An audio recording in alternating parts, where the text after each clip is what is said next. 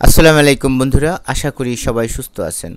বন্ধুরা, ইরান চীন থেকে প্রায় ৮০০ ক্ষেপণাস্ত্র তৈরির উপকরণ পেতে যাচ্ছে। ইরান ও চীনের মধ্যকার সামরিক সম্পর্ক নতুন করে আন্তর্জাতিক মনোযোগ আকর্ষণ করেছে। বিশেষ করে যুক্তরাষ্ট্রের সঙ্গে পারমাণবিক আলোচনার মুখে ইরান চীনের কাছ থেকে বিপুল পরিমাণ ব্যালিস্টিক ক্ষেপণাস্ত্র তৈরির উপকরণ কিনছে বলে জানানো হয়েছে। এই তথ্য প্রকাশ করেছে ওয়াল স্ট্রিট জার্নাল, যেখানে বলা হয়েছে এই উপকরণগুলো দিয়ে প্রায় ৮০০টির মতো ক্ষেপণাস্ত্র তৈরি করা সম্ভব। এই ক্রয় সম্প্রতি ঘটেছে যখন তেহরান যুক্তরাষ্ট্রের সঙ্গে পারমাণবিক আলোচনা অব্যাহত রেখেছে।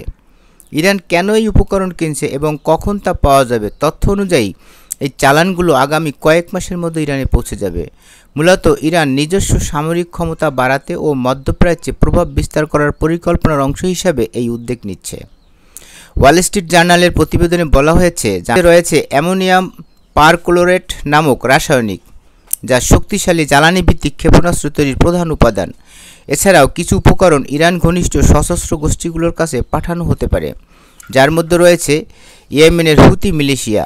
বিশ্লেষকরা মনে করছেন ইরানের দীর্ঘমেয়াদী পরিকল্পনার অংশ হিসাবে এই সামরিক উপকরণ সংগ্রহ এবং প্রেরণ মধ্যপ্রাচ্যে তার রাজনৈতিক প্রভাব আরও জোরদার করবে। এই পরিস্থিতিতে ইরান ইউরেনিয়াম সমৃদ্ধকরণের মাত্রা বাড়িয়ে চলেছে, যদিও এখনও সেটি অস্ত্র গ্রেডে পৌঁছায়নি।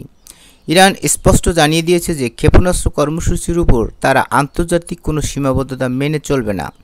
এই সামরিক উপকরণ সরবরাহের পেছনে রয়েছে ইরানের পিশগামান তেজারাত রাফি নাবিন নামক প্রতিষ্ঠান, আর সরবরাহ করেছে হংকং ভিত্তিক লায়ন কমোডিটিস হোল্ডিংস লিমিটেড। তবে এই কোম্পানি ও জাতিসংঘে ইরানের প্রতিনিধি কেউই এই বিষয়ে মন্তব্য করতে আগ্রহী হননি। চীনের পররাষ্ট্র মন্ত্রণালয় এই খবরকে অস্বীকার করে জানিয়েছে তারা সবসময় সামরিক ও বেসামরিক কাজে ব্যবহারযোগ্য পণ্যের রপ্তানিতে কঠোর নিয়ন্ত্রণ আরোপ করে এবং আন্তর্জাতিক নিয়মনীতি মেনে চলে। চীনের এই কৌশলটা কিন্তু আমেরিকার মতো, তারা যেমন ইসরায়েলকে অস্ত্র সরবরাহ সব কিছু করে এবং বলে যে আমরা ইরানের বিরুদ্ধে কোনো আক্রমণ করলে সেখানে আমরা কোনোভাবেই জড়িত নয়। নিজেরা অস্ত্র সরবরাহ করবেন ঠিক আছে, আবার বলবেন জড়িত নয়। চীনও ইদানিং দেখতেছি সেই কৌশলটাই অবলম্বন করছে, ইরানকে ডেলিভারি দিচ্ছে বাট মুখে স্বীকার করতেছে না আর কি।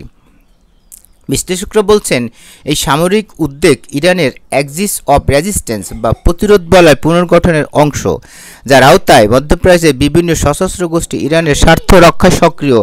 এই বিষয়গুলো ইরানের সামরিক সক্ষমতা ও রাজনৈতিক প্রভাব বৃদ্ধির দিকে নির্দেশ করে, যা বিশ্ব রাজনীতিতে নতুন উত্তেজনা তৈরি করবে। বন্ধুরা, আজকের ভিডিও এই পর্যন্তই। ভিডিওটি ভালো লাগলে চ্যানেলটি সাবস্ক্রাইব করে আমাদের সঙ্গেই থাকবেন এবং আপনার মতামত কমেন্টে জানাবেন। পরবর্তীতে আবার নতুন ভিডিও নিয়ে দেখা হবে। সেই পর্যন্ত সবাই ভালো থাকবেন, সুস্থ থাকবেন, বাংলাদেশকে ভালোবাসবেন। আল্লাহ হাফেজ।